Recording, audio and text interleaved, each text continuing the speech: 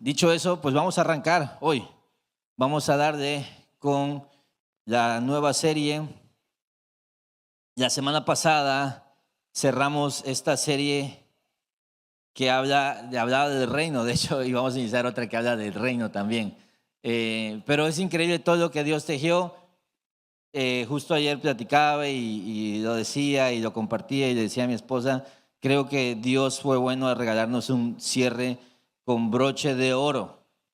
Te voy a decir algo, hermano. Si tú dices, no sé si el pastor esté de acuerdo con todo lo que dijo Germán, estoy súper de acuerdo. Y le digo, qué bueno que lo dijiste tú. Así te funan a ti y no a mí nada más, ¿sí? Pero gracias a Dios por lo que habló el domingo pasado y lo que va a hablar hoy. Lo que va a hablar hoy, Dios nos visitó de una manera muy padre en el primer servicio y este y el del próximo domingo, que es domingo de resurrección, van a servir para establecer la base de por qué se llama En Espera del Rey Verdadero esta serie, Crónicas de Reyes y Profetas, ¿sí? Porque todo lo que hagamos a partir de que estemos hablando de Salomón, de Roboán, de Jorán, de todos estos reyes, tiene que conectarse con la realidad de que todo eso es sombra del Rey verdadero al que estamos esperando.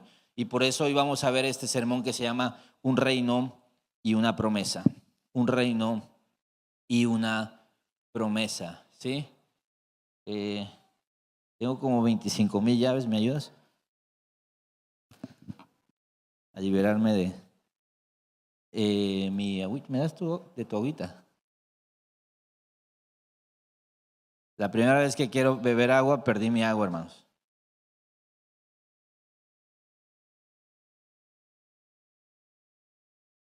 No es para tanto. Un reino y una promesa. Y vamos a leer el texto de 2 de Samuel 7, desde el 8 hasta el 13. Búscalo ahí en tu Biblia, pero ponte de pie porque acá te lo vamos a tener en pantalla como un apoyo, una guía para ayudarte a tener ahí. Y lo que queremos hacer cuando te decimos, trae tu Biblia y te damos es recuperar esa costumbre de que vengamos a la iglesia con Biblia, ¿sí? Eso es importantísimo, que volvamos a anotar, que volvamos a marcar. Esas cosas son muy importantes, no nos las debe robar la tecnología. Entonces vamos a leer 2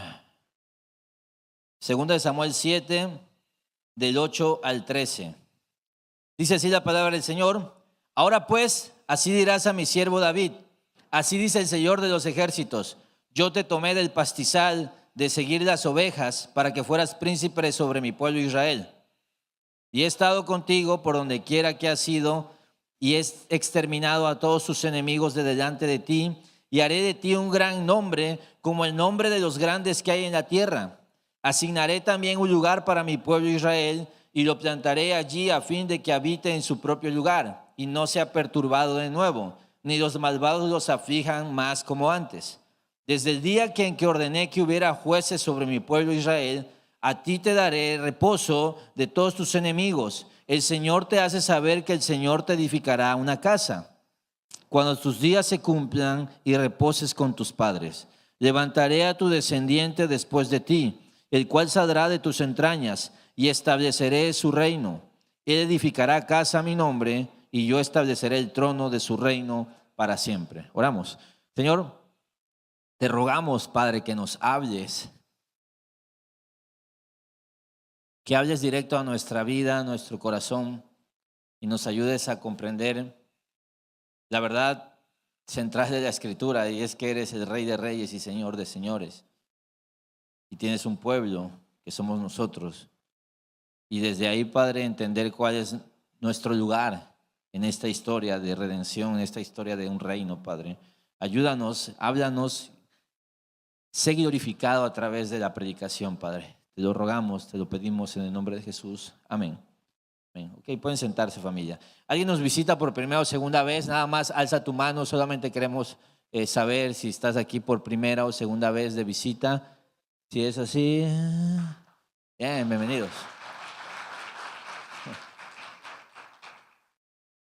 Gracias a Dios. Un reino y una promesa. Comenzamos nuestra serie de Crónicas de Reyes y Profetas. Y vamos a ver un mapa, el mapa del sermón de hoy, o la guía para que tú sepas qué vamos a estar tocando hoy, es este.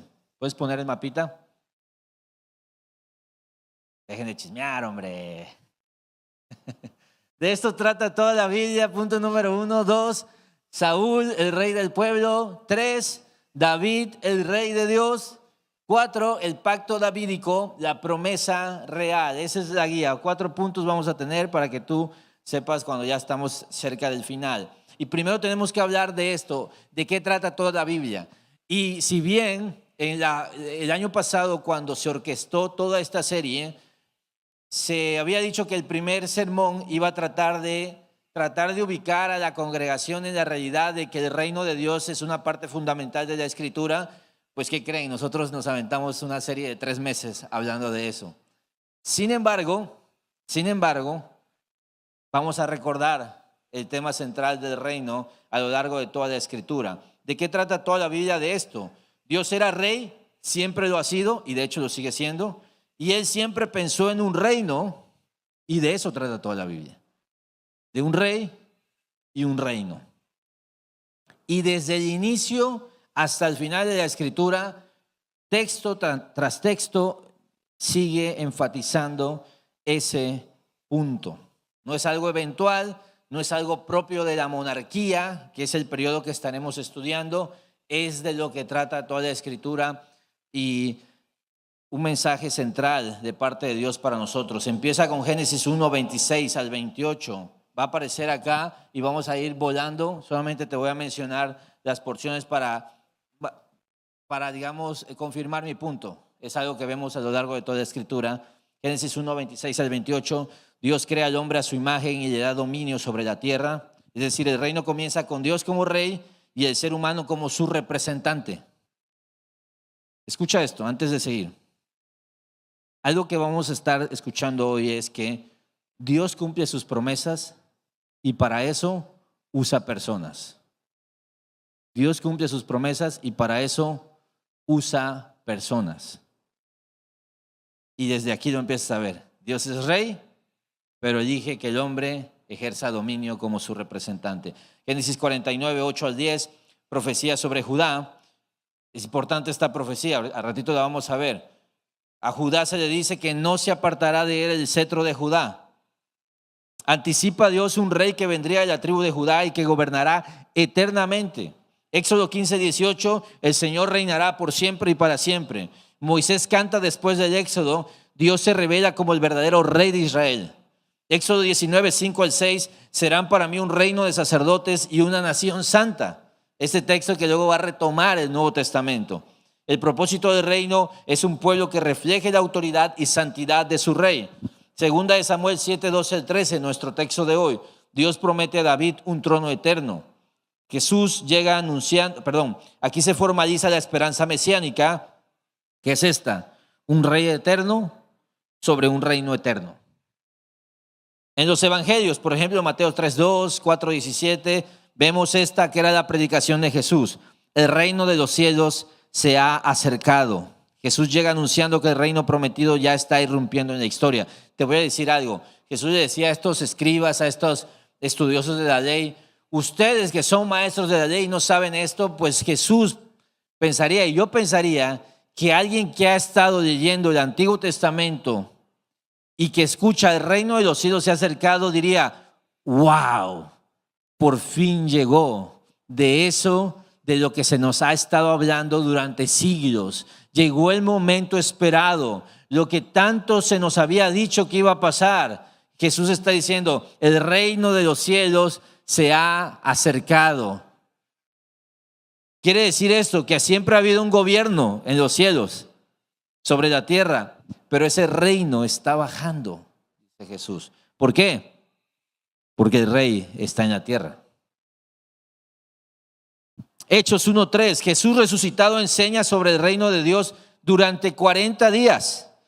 El reino de Dios sigue siendo el centro del mensaje aún después de la resurrección.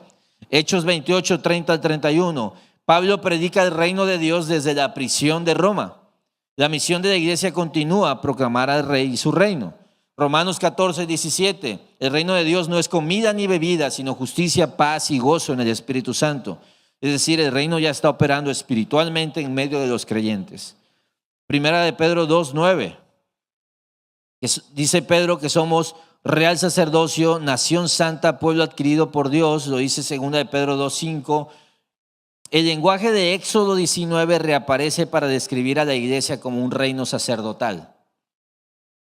Vámonos al final de la Biblia, Apocalipsis 1, 5 al 6.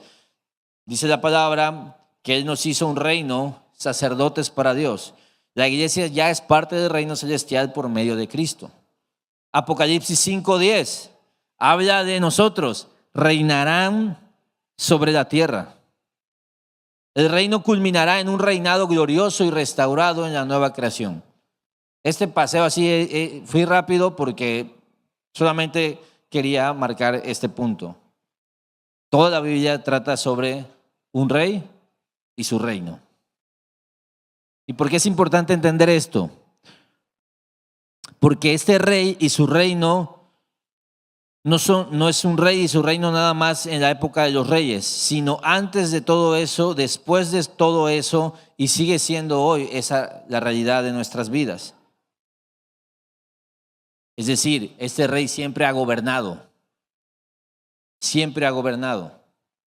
y lo ha hecho a través de diferentes medios, pero escúchame esto, siempre ha usado a personas en su reino.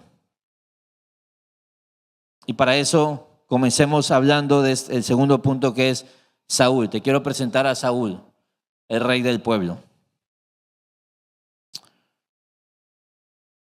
Veíamos la semana pasada este punto importante de cómo nuestra conciencia tiene que estar informada por la palabra de Dios.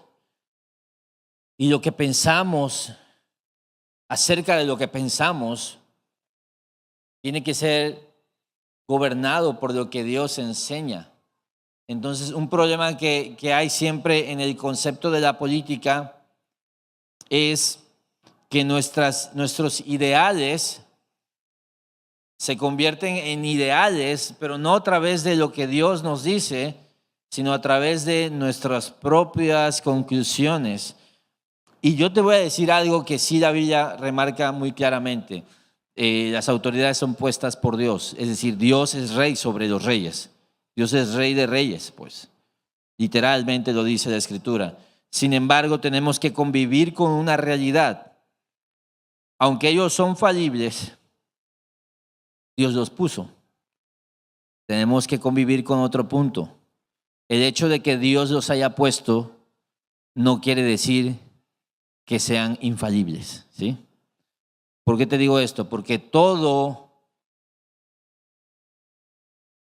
construcción política va a tener fallos en cuanto no provenga de una gloria a Dios. Y algo que me parece muy curioso es que hemos llegado a la conclusión a través de la historia, de la experiencia, en el sentido de que la democracia parece ser un medio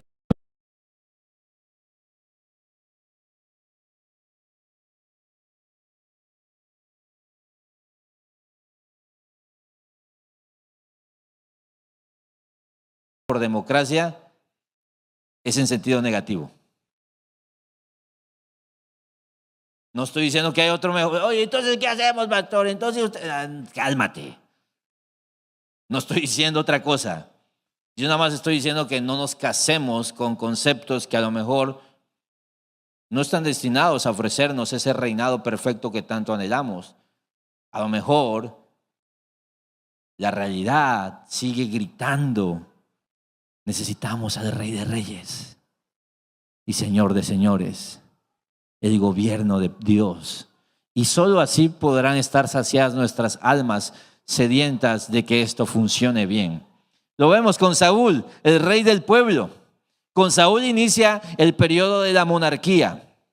De nuevo, lamentablemente no vamos a ver Samuel, el libro de Samuel, porque eso da para, es de las mejores partes de la Biblia. Si tú no has leído Samuel, te lo recomiendo. Es increíble, es increíble. O léete un librito que yo siempre recomiendo cuando quieres más o menos comprender estos dos personajes, aunque tiene un propósito el libro y es muy poético, el de Perfil de tres monarcas. Ahí nos cuenta un poco de Saúl y de David. Si quieren nada más como una introducción así rápida, no vamos a hablar de ellos, pero con ellos comienza, con dos modelos de reinados, el de Saúl y el de David. Pero mira, aunque inicia con Saúl esto, antes de Saúl había líderes llamados jueces. ¿Qué quiere decir esto? Dios nunca ha gobernado sin considerar a las personas. Porque a veces pensamos que antes Dios gobernaba así. No, es que Dios usaba jueces. Porque el principio de autoridad es fundamental para la vida, ¿sí? Así como en una familia hay un líder, eso de que es que aquí nos sentamos en círculos para que no haya ninguna figura de autoridad. Cálmate, compadre. En todos lados hay figuras de autoridad. En todos lados. O sea, todo, todo tiene una autoridad que rige esto. No estoy diciendo que sean buenas autoridades, pero esa es cómo funciona la vida. Por ejemplo, los hijos tienen papás que marcan las reglas. ¿Qué onda? ¿Vas a interrumpir eso? Pero el mundo sigue diciendo, no, es que, que tu hijo no te vea como una autoridad, te vea como un cuate. Si me ve como un cuate me va a agarrar a patadas mi hijo. ¿Sí? No funciona así. No, es que debe ser como su hermano. Pues entre hermanos se agarran a trancazos. Pero ese principio de, no me gusta eso de que alguien mande.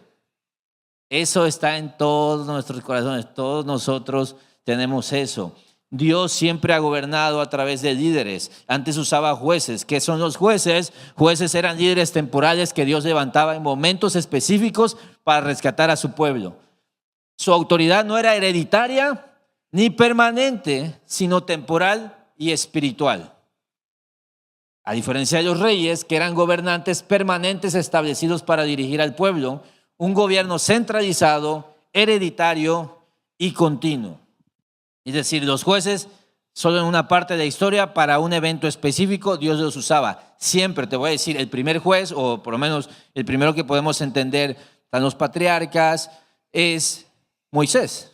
Moisés es un juez. Pensamos a veces que jueces son los del libro de jueces. No, un juez es una autoridad que Dios pone para gobernar a su pueblo en un momento específico. Y Moisés fue uno de los primeros y de hecho su gobierno duró bastante, pero Moisés no era un rey. ¿Sí? Moisés no era un rey. El último juez es Samuel. Es el último de los jueces. El último de estos líderes temporales que Dios levantó. Dios siempre ha reinado sobre su pueblo. Y para ese dominio usa personas pecadoras. Porque eso es lo que hay, o sea, no hay personas no pecadoras. Entonces, solo cuenta con personas pecadoras. Pero no hay tal cosa como un gobierno sin Dios. No hay tal cosa en la Biblia como Dios gobernando sin usar personas para esto. Entonces, el punto no es que las personas no pueden ejercer dominio, más bien el problema es el pecado. Antes fueron jueces, después serían reyes. Y en Jueces, el libro de Jueces, que es el libro probablemente más oscuro, sangriento, dramático y horrible. Aquellas personas, les voy a decir algo, esta es nota nada más balance incendiaria, ¿sí? Aquellas personas que por la ambición y hambre de ver como estos juegos así de poder se han expuesto a series como Juego de Tronos, que cada 3 capítulos básicamente habían violaciones o relaciones sexuales o topless y todo eso. Y dicen, Jueces está mejor sin pecado, ¿sí? Jueces está más rudo, está más sangriento, está más intrigoso, está más dramático, pero no pecas. Te lo recomiendo, ¿sí? Te lo recomiendo. De hecho, ayer platicaba con Germán y me decía, oye, es que la serie de David está increíble. Y yo le decía, ¿cómo van a transmitir la escena cuando Betsabé? Hay una mujer desnuda en una azotea. Y este brother básicamente no sé si abusa de ella, pero la manda a buscar. O sea, la Biblia es la vida real, familia. Jueces está brutal. Y porque sí, porque todos están locos. El último juez, imagínate, ofreció a su hija, quemó a su hija y la ofreció en sacrificio a Dios. Uno de estos canijos jueces, Jefté. Un levita, se supone, imagínate, para que me entiendas, es como alguien que sirve en la iglesia. Descuartiza a su amante y la envía en pedacitos por todo el territorio. Sansón, Gedeón. ¿Qué pasaba? Jueces 21-25. En esos días no había rey en Israel. Cada uno hacía lo que le parecía bien ante sus propios ojos. ¿Cómo un pueblo puede llegar a tal perdición cuando nos creemos ser independientes de Dios, independientes del reino, con todas sus limitaciones, todas sus reglas, todas sus formas? La idea de un pueblo que vive sin gobierno, más bien que lo intenta, quiero decir, es algo muy repetido en la Escritura. Todo el tiempo lo vas a ver. Gente que dice, no, ya no me gusta. Ok. El meme dice, va a volver a suceder. Así como, qué aburrida historia. Otra vez lo mismo. Y siempre sale un canijo que piensa que ahora va a ser distinto. Escúchame esto. Desobedecer a Dios siempre termina igual. Siempre. No, o sea, no ha nacido la persona que pueda burlar a Dios. Lo que el hombre sembrare, eso cosechará. Cuando tú te sales del gobierno de Dios, incluido el gobierno que Dios puso, véase iglesia, familia, en casa, hijos. Por favor, hijos, no ha nacido el hijo que pueda vivir en desobediencia de sus padres y ser bendecido, ni nacerá. Porque Dios no va a bendecir lo que aborrece. Y de hecho, obedecer a los padres es el primer mandamiento con promesa. Entonces, ¿en jueces habían líderes? Sí. Porque tú dices, oye, pero entonces sí habían líderes. Pero es que los líderes estaban corrompidos. Y vemos en la historia y en la Biblia que no liderazgo, escúchame esto, no liderazgo y liderazgo corrompido son igual de graves y destructivos. Porque tú puedes decir, bueno, mira, si hay un líder, entonces todo va a jalar bien. No, que no haya líder es horrible. Pero que el líder gobierne con corrupción es igual de grave y destructivo. Y es lo que estaba pasando aquí. Entonces Dios levanta a Samuel, el último gran juez, para poner orden en el pueblo a nivel político. Entonces te presento a Samuel porque es una persona muy relevante en esta historia. Y era una persona que no tenía sangre de reyes, ni sangre de sacerdotes. Básicamente, una mamá no había podido tener bebés. Dios le concede un bebé y ella lleva a su bebé a que lo cuiden en el templo, donde hay un sacerdote terrible, con unos hijos terribles. Porque algo que tenemos que cuidar, familia, en todo esto es, ok, el libro de Jueces está horrible y termina horrible. Y luego viene Samuel. Y uno dice, no, es que ya se llama Samuel. Entonces ya como ya se llama Samuel, ya toda la gente ahí es buena. No, la misma gente de Jueces es la de Samuel. Solo que ya es otro libro. Pero son igual de terribles. Por eso el sacerdocio está corrompido. Porque es lo que hacen, pecar. Y por eso los hijos del sacerdote Elí son terribles, terribles, terribles. Y en ese contexto empieza a crecer Samuel. De hecho, si tú lees Samuel, te lo recomiendo, lee la Biblia, hombre. Samuel es increíble. Al inicio vas a ver y va a decir que no había palabra de Dios en ese tiempo y no se había escuchado. Y Samuel crece y escucha por primera vez la palabra, a Dios hablando. Después de mucho tiempo de oscuridad, Dios vuelve a hablar a alguien. Y entonces Samuel es una persona trascendental porque aunque no era sacerdote, la hizo de sacerdote. Aunque no era rey, la hizo de gobernante. Y aunque no era profeta, la hizo de profeta. Que son los 3 oficios, los que solo Jesús tiene. Entonces, ¿qué pasa? Dios levanta a Samuel para poner orden y lo pone. Pero el pueblo seguía teniendo ese corazón corrompido. Ya habían asimilado la cultura, el pensamiento y las costumbres paganas. Y entonces llegamos a 1 Samuel 8. Entonces se reunieron, 8:4, creo que va a aparecer en pantalla. Entonces se reunieron todos los ancianos de Israel y fueron a Samuel en Ramá. Y le dijeron: mira, has envejecido y tus hijos no andan en tus caminos. Ahora pues, danos un rey para que nos juzgue como todas las naciones. Básicamente le están diciendo: ya no nos gustó eso de los jueces. Queremos un rey. ¿Cómo? Como lo tienen los otros. Y obviamente Samuel no le gusta eso. Ve algo mal ahí. Ve un pueblo queriendo decidir sobre su propio gobierno.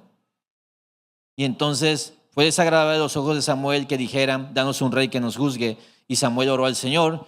Y el Señor dijo esto a Samuel: escucha la voz del pueblo en cuanto a todo lo que te digan, pues no te han desechado a ti, sino que me han desechado a mí para que yo no sea rey sobre ellos. Así como todas las obras que han hecho desde el día en que los saqué de Egipto hasta hoy, abandonándome y sirviendo a otros dioses, así lo están haciendo contigo también. Ahora pues, oye su voz. Sin embargo, les advertirá solemnemente y les hará saber el proceder del rey que reinará sobre ellos. Me encanta Dios ahí. Dios asumiendo la realidad de esto. Y les dice: a ver, Samuel, es como primera vez que te pasa esto, compa. A mí me lo han estado haciendo toda la vida. Tú no eres el problema. El problema es que no me quieren a mí. Y si no me quieren a mí, no quieren nada que venga de mí. Se quieren a ellos. Quieren su propio reino. Quieren tomar sus propias decisiones. Y escúchame, Samuel, así ha sido siempre. Siempre ha sido así. No es la primera vez, ni va a ser la última, que van a rechazar mi autoridad. Entonces, el problema es conmigo, dice. Israel pidió un rey porque ya no querían depender de Dios. Querían un gobierno visible, fuerte y moderno, según ellos. Y Dios hace lo peor que te puede hacer en la vida. Lo peor que te puede pasar en la vida es decirte: sí, deseo concedido. Es uno de los peores juicios en la Biblia. Que Dios te dé lo que quieres. Ten cuidado con lo que pides, con lo que deseas. ¿Ok? Saúl, alto, imponente. ¿Cómo lo quieres? ¿Cómo quieres a tu autoridad de parte de Dios? Podríamos preguntarte. ¿Cómo te gustaría que fueran tus padres? No, es que fuera más comprensivo, dice. Que fuera más comprensivo. Es que yo veo que a otros sí los dejan. La clásica del niño cristiano rebelde, ¿no? Es que yo veo que mis amigos sí. Y idealiza a la clásica mamá que es un mueble, que no regaña, que no hace nada. Los adolescentes así como: ¿cómo quisiera que mi mamá fuera así? Como la mamá que no es mamá, que es cuata, ¿sí? Que no es autoridad, que es amiguita, ¿sí? Y entonces, ¿cómo te gustaría? Como las otras naciones. ¿Sabes que todos los pastores son chidísimos mientras no sean el tuyo? ¿Ves? Una vez escuché al pastor Sujel Michelén, y de esas cosas que Dios me da gracia, iba en una combi, no en una combi, bueno, una van, con él, y yo de esas que yo no sé cómo llegué aquí, como sal de ahí, esa no es tu familia, ¿no? Y yo iba ahí sentado y ahí estaba Miguel Núñez, Sujel Michelén, estaba ahí porque estaba Quique es el que consigue esos accesos, ¿no? Y estaban platicando y decía que se le había acercado a alguien en una conferencia a decir, es que cómo quisiera que mi pastor fuera como usted. Y cuando lo dijo, se empezaron a carcajear todos ahí en la van. Así como, y yo, si me conocieras, mi hijo, no te gustaría tenerme de su pastor. Porque el problema no es ese, el problema es lo que representa la autoridad. Ese es el problema. Y tenemos que entender esto, porque si a ti te frustra, es que quizá no, cuando tú eres la autoridad sobre algo, cuida nada más tu integridad, porque ese sí es un problema. No esperes que la carne de aquellos que están ahí estén siempre agradados. No, porque no nos gusta la autoridad. Entonces, ellos piden algo bueno, ¿ves? Necesitaban un rey. Es bueno, ¿no? Pero puedes querer algo bueno, pero si lo quieres por los motivos incorrectos, ya no es bueno. Si lo quieres en el tiempo incorrecto, ya no es bueno. Si lo quieres por los medios incorrectos, ya no es bueno. Y hay un montón de cosas en tu vida que tú crees que deberías tener solo porque no son malas, pero para ti sí son malas. Porque tu corazón no lo va a tomar bien, porque el tiempo en el que llegue no va a ser el indicado. No hay nada como dejar que a Dios gobierne. ¿Sabes?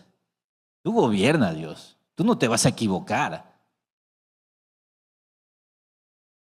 ¿Sabes que hay gente que quisiera ser un mosquito para estar en las reuniones de Sheinbaum con Trump? Para decirle, Sheinbaum, pero dile esto. Pero porfa. Dile que lo piense bien. Con Dios, o sea, con Dios no tienes preocupaciones, mijo. Él va a tomar las decisiones correctas, va a decir lo que se tiene que decir, va a gobernar bien siempre. Pero no nos gusta. Entonces, el primer rey es esto, un reflejo del corazón del pueblo, no de Dios. Entonces, el reino humano inicia desde un deseo desviado y escucha, esa es la semilla de todos los reinos corruptos, incluyendo el tuyo también. Esa es la semilla, un corazón desviado. Saúl tenía un corazón desviado. Dios le dice, bueno, nada más adviértales cómo les va a ir. Y lo hace, y te pongo en una lista básicamente lo que les dice que iba a pasar. Tomará a sus hijos para su ejército, tomará a sus hijas como perfumistas, cocineras y panaderas. Eso lo tiene ahí en 2 de Samuel 7, ¿sí? No, en 1 de Samuel 8, perdón. Tomará lo mejor de sus campos, viñas y olivares, tomará el diezmo de sus cosechas, tomará sus siervos y jóvenes más aptos, tomará sus ganados, ustedes serán sus siervos. Tomará. La advertencia era clara. El rey que ustedes quieren les será para destrucción. Y tú dices, qué bueno que se los dijo Dios. Imagínate si ellos hubieran seguido con esa idea. Imagínate si se hubieran entercado. Pero qué bueno que se los dijo Dios. Porque yo, siempre que Dios me ha dicho que ya me olvide de algo, me he olvidado de eso. Y he obedecido, ¿verdad? ¿O eres un niño berrinchudo? ¿Sabes que hay una regla no escrita, pero yo creo que un día la van a escribir en piedras, mis hijos, que saliendo de ahí de la escuela hay un heladero, ¿sí? O sea, y ellos ya ni preguntan, pues, ya lo asumen, pero el heladero a veces no va. Y cuando no va, no saben, Los niños me culpan como si yo tuviera la agenda del heladero, como si yo lo hubiera encerrado en una jaula. O sea, me reclaman a mí. Y yo a veces como papá pecador, digo, híjoles, ahorita los voy a llevar en la tarde por un helado. Y me dicen, no quiero helado, quiero este. Los voy a llevar a McDonald's. Y empiezan a decir, está horrible el de McDonald's. Les encanta, pero quieren ese pues. Está horrible, no queremos el de McDonald's. Cuando ando muy pecador, subo la apuesta. Digo, con esto los voy a llevar a Dairy Queen. Un cono de Dairy Queen cuesta lo de 3 de McDonald's, pues, para que me entiendan. A Dairy Queen, cubierto de chocolate. Está horrible. Es el peor helado del mundo. Yo quiero esto. No me importa si no es lo mejor. No me importa si no está bien. No me importa si me va a ir mal. Yo lo quiero. Oye, pero yo lo quiero. Cultura general, ¿se acuerdan de la escena de Chabelo con Keiko? Lo dije en el primero, solo una persona se rió. Híjoles, busquen Chabelo con Keiko, Reino Aventura, y van a ver la escena. Así nos vemos. Yo quiero eso.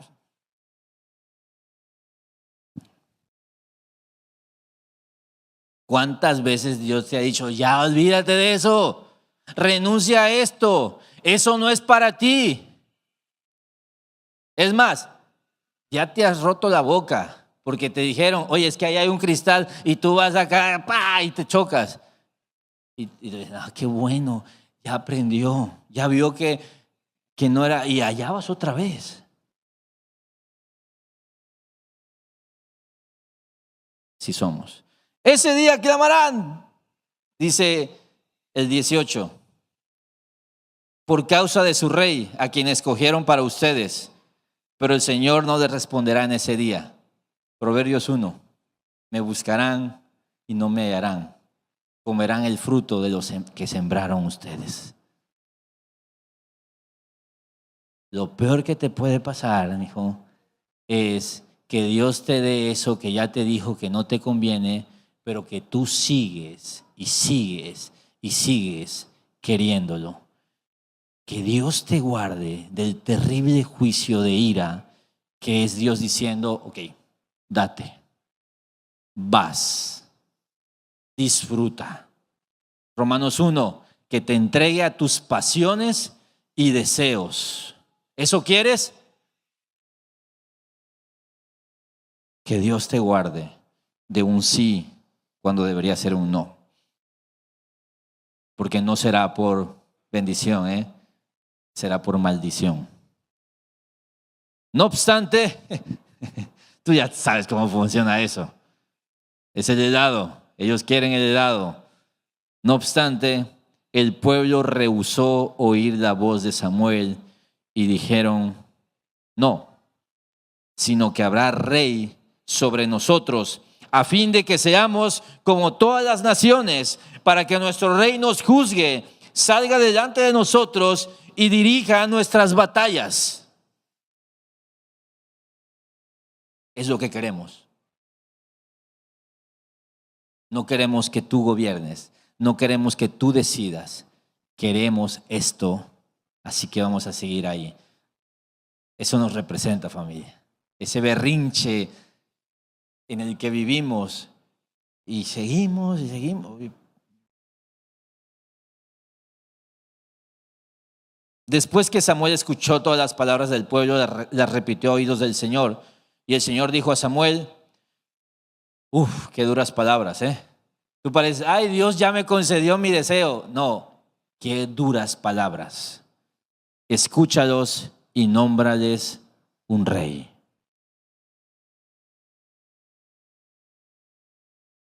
¿Sabes qué es esto? Ok, va. Sí, está bien.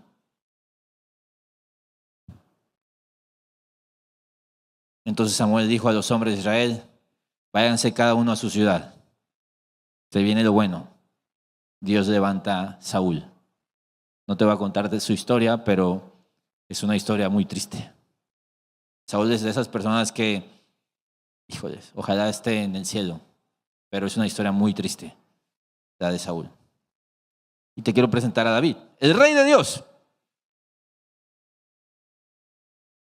Algo que tenemos que entender, familia, es que no es que Dios no quiera un rey, es que Él quiere su rey. Es que Él tiene sus planes y muchas veces sus planes se cocinan a fuego lento. ¿Sabes por qué nosotros no nos permitimos comer una birria o un brisket? Porque esas cosas tienes que dejarlas 12 horas antes. Y a nosotros, compra ahí el sirlón, 10 vuelta y vuelta, vamos a comer nuestros tacos. Está más rico lo otro, pero requerías haberlo dejado desde ayer para que quede bien. No nos gusta eso. ¿Sabes desde cuándo ya estaba David programado? Desde Ruth lo vemos, su tatarabuela. Dios ya quería algo para eso. Dios iba a bendecir a este pueblo. Dios les iba a dar su rey. Solo tenían que ser pacientes. El reino entonces no es una idea equivocada. Más bien que el reino de Dios es el único que realmente va a funcionar. Porque muchas veces tenemos una idea de lo que es Dios gobernando sobre nosotros. Entonces Dios escoge a David, el menor, el olvidado, el que ni su papá consideró. Y tenemos este texto que es un texto que se usa mucho para, los tatuados lo usan mucho para llegar a la iglesia. Dios no mira la apariencia, mira el corazón. Dicen. Pero mira, aquí está más padre en su contexto original. Básicamente Dios le dice a Samuel, oye, mira, mi rey, el que yo quiero, o sea, mi gallo, el que tiene el corazón correcto para gobernar a mi pueblo, vive en esa casa. O sea, es hijo de Isaí. Entonces va a casa de Isaí y ahí están todos los que importan para Isaí, pues. Entonces empieza y yo me imagino a Isaí, oye, pues, uno de tus hijos va a ser rey. Y él piensa a lo mejor en el más fornido, en el que sacaba 10 en la escuela, el que es un máster, ojos verdes, si le salió barba, y piensa en él y dice, ok, va. Y Samuel dice, pues uno de sus hijos, este debe ser el bueno. Y Dios dice esto.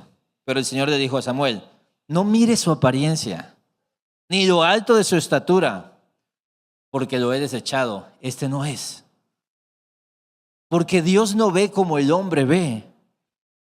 Pues el hombre mira la apariencia exterior, pero el Señor mira el corazón. Dios no ve como el hombre ve. ¿Sabes qué significa esto? Deberíamos rogarle al Señor para que nos permita ver como Él ve. Para que nos regalara la oportunidad de discernir como Él discierne, de entender como Él entiende la vida, a las personas. Es engañoso lo que está en la superficie, familia. Es engañoso. Pero el corazón, ok, segundo, pues a lo mejor dice, mira, lo que pasa es que este sacó 9.8, pero pues va. Tampoco. Tercero, tampoco. Cuarto, tampoco. 5, 6, 7, no, ya no queda nadie. Y Samuel así como, ¿seguro? Sí, no. Y yo me imagino a Isaías así como, bueno, pero, ¿qué? No tiene caso. No, dime. Es que hay otro, pues. Pero no es importante. No, ¿quién es el otro?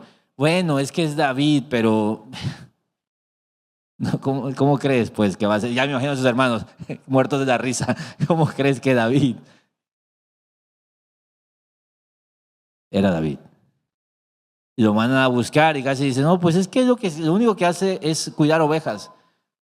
Y llega ahí un chamaquillo que está guapillo, porque David dice que está hermoso, dice. O sea, pero es el clásico niño bonito, que te da ganas de agarrar los cachetes nada más, así como, ay, qué hermoso estás. No sirves para nada, pero estás bien bonito. Así lo veían sus papás, sus hermanos probablemente. Pues Dios unge a David delante de sus hermanos. Dios unge a David delante de soldados cuando David es el único que puede vencer a Goliat. Dios unge a David delante de esa voz, de esa autoridad, de ese peso de Saúl como rey. Y Dios engrandece a David. Así funciona. Dios usa personas comunes y corrientes.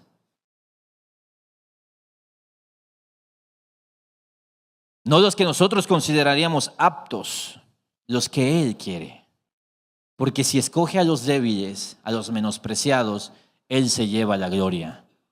Así que si tu chamba en la vida es ser alguien, ser reconocido como importante, párale a eso. Te conviene más entender la realidad de que soy un pecador, porque son las personas que Dios usa, pecadores. El rey sería la persona menos pensada porque la gloria iba a ser para Dios. Ahora, de nuevo, lee Samuel. Si de plano no quieres, lee el librito este que te dije, te va a servir. Porque ahí puedes ver cómo se expresa el autor del corazón dócil que tenía David, porque tenía un corazón increíble. Ahora, si tú piensas que el camino es ser alguien para ver si Dios me toma en cuenta, ese no es el camino. Párale. Y te quiero nada más dar un ejemplo de varias personas para que entiendas. Puse 12, pero podríamos poner más. Jeremías, muy joven y sin elocuencia. Ruth, viuda, extranjera y pobre. Moisés, tardo en el habla, temeroso y fugitivo. Gedeón, miedoso, de familia insignificante. David, el menor de sus hermanos, olvidado por su padre. Rahab, prostituta cananea. Pedro, pescador impulsivo y sin educación formal. María, madre de Jesús, adolescente, pobre, de un pueblo sin prestigio. Pablo, un ex perseguidor de cristianos. Jacob, segundo hijo, engañó para obtener la bendición. José, el penúltimo de sus hermanos, vendido como esclavo. Y Judá, el que recibió la promesa de un reino, no era el primogénito, ni era el segundo, ni el tercero, era el cuarto. Y tú dices, pues que era buena onda. Era horrible, tuvo una historia moral cuestionable, pero de él vendría la promesa del cetro real. Agarra la onda. Dios usa personas comunes, débiles, y las usa para cumplir sus promesas. Me encanta eso. Pon la imagen, porque para mí eso te tiene que quedar claro. Dios cumple sus promesas y Él usa personas para eso. Como tú y como yo. Y quiero cerrar hablándote del pacto davídico. Por eso te he presentado a Saúl, pero te he presentado a David, el rey de parte de Dios. Mira, lo dijimos al inicio.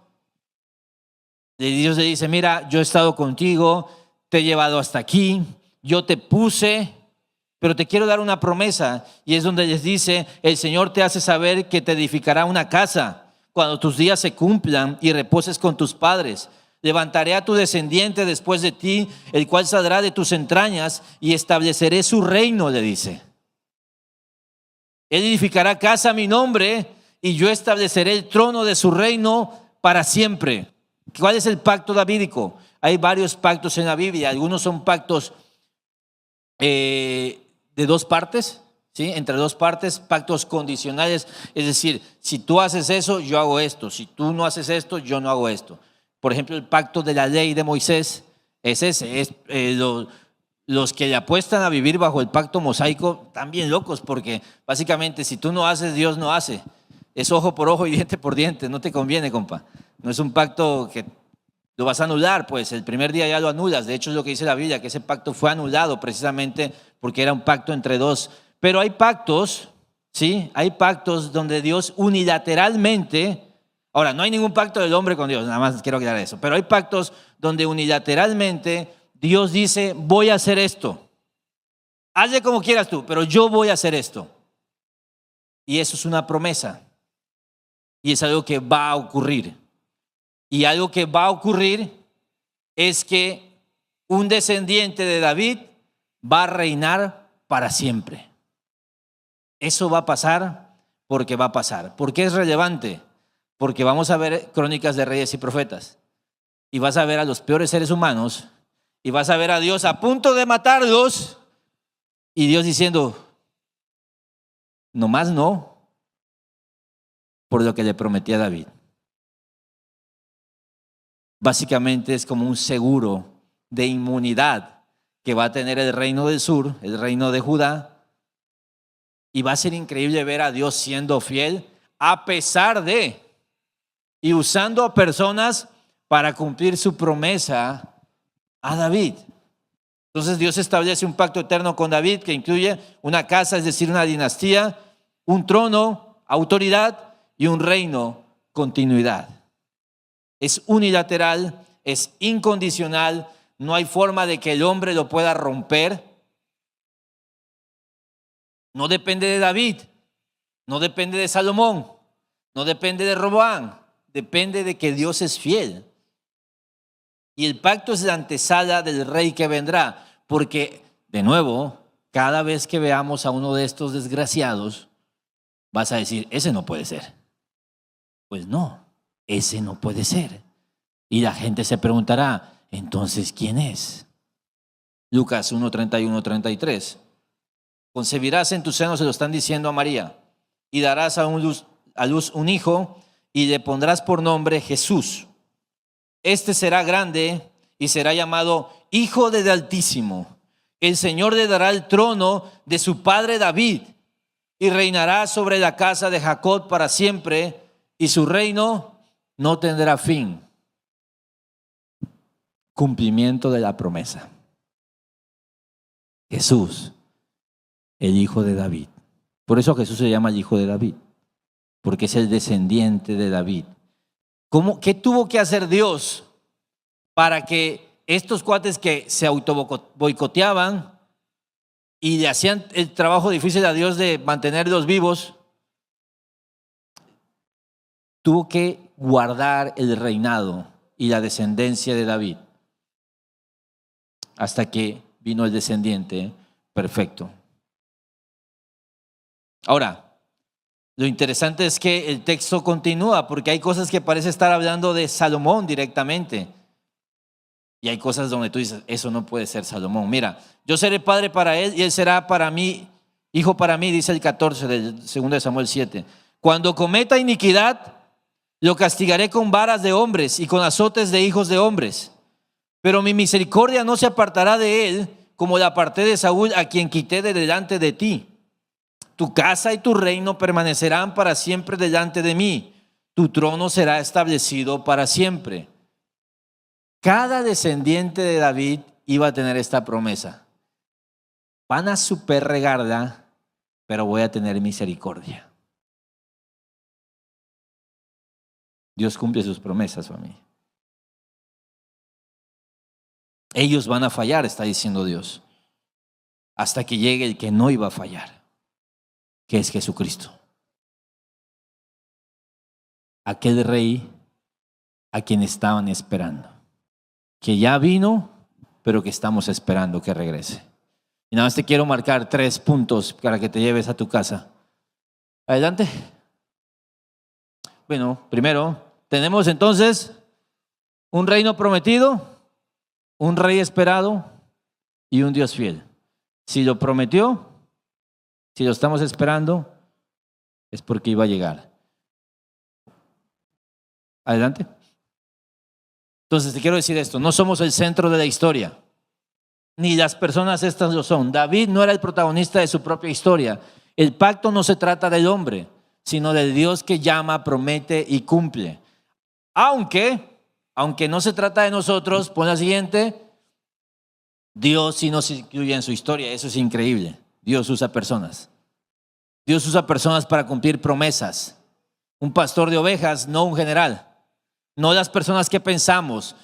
Y esto nos recuerda que Dios está obrando hoy a través de personas comunes en su reino, apuntando siempre a Cristo. Tú y yo somos parte de esta historia. No somos la historia, pero somos parte de esta historia. Y por último, el reino ya fue prometido y está en camino.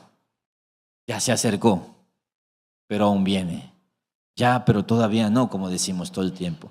La serie mostrará reyes fallidos, fracasos nacionales, profecías de juicio, pero también esperanza continua. Cada capítulo nos va a dejar con esta tensión. ¿Quién podrá reinar con justicia para siempre? Y la respuesta estará sembrada desde hoy. El Hijo de David, Jesucristo. Porque de eso se trata esto, de Jesucristo, el Rey verdadero. Cada persona fallida con la que vamos a empatizar mucho, porque nos vamos a parecer mucho más a ellos de lo que queremos admitir, nos va a anunciar algo. Realmente necesitamos que alguien venga y reine con verdadera justicia. Y ese es el Rey al que esperamos. Y mi anhelo es que hoy tú puedas llevarte esta dimensión acerca de Dios, de un Dios que gobierna, que vale la pena estar bajo su gobierno, porque siempre estás bajo su gobierno, ya sea como siervo o como un rebelde de su gobierno, pero Él sigue siendo el Rey de reyes y Señor de señores. Y la increíble esperanza de saber esto, Dios cumple sus promesas y usa personas para cumplirlas. Nosotros somos parte de la historia de Dios. En la espera de este Rey tenemos un llamado, una misión. Estuvimos hablando de eso durante muchas semanas y creo que cada sermón de esta serie nos estará recordando diciendo, eso se parece a mí, pero gracias a Dios que Él me ha elegido para ser parte de su reino y me ha llamado para ser parte de su reino en lo que Cristo regresa. Oramos. Señor, gracias por tu palabra, porque tu historia es nuestra historia, Dios. Y estas personas son personas comunes y corrientes, se parecen mucho a nosotros, nos parecemos mucho a ellos. Lamentablemente también en lo malo, Dios, sobre todo en eso. Gracias, Padre, por traernos sobre la mesa la realidad de un rey y dos personas bajo ese dominio, Saúl y David. Por traer sobre la mesa este pacto que hiciste con David, que nos recuerda tu fidelidad y nos recuerda que tu plan siempre fue el mismo y que toda la Biblia siempre se ha tratado de Jesucristo, Dios. Permítanos ahora irnos con la idea clara de que somos parte de este reino y estamos bajo el dominio de un rey y que tú conoces nuestro corazón, Dios, pero que tú nos quieres usar para hacer lo que dijiste que ibas a hacer, Señor. Háblanos, no solo hoy, sino durante los próximos meses, para que estas historias nos recuerden quién eres tú, quiénes somos nosotros y qué es lo que necesitamos ser, Padre. Gracias por tu palabra hermosa. Ahora recibe de tu pueblo la adoración. Pecadores comunes y corrientes que entendemos que tenemos un rey, que es el Rey de reyes y Señor de señores, digno de toda nuestra adoración. Gracias por tu palabra, Padre. En el nombre de Jesús oramos y tu iglesia dice amén. Cantamos, familia.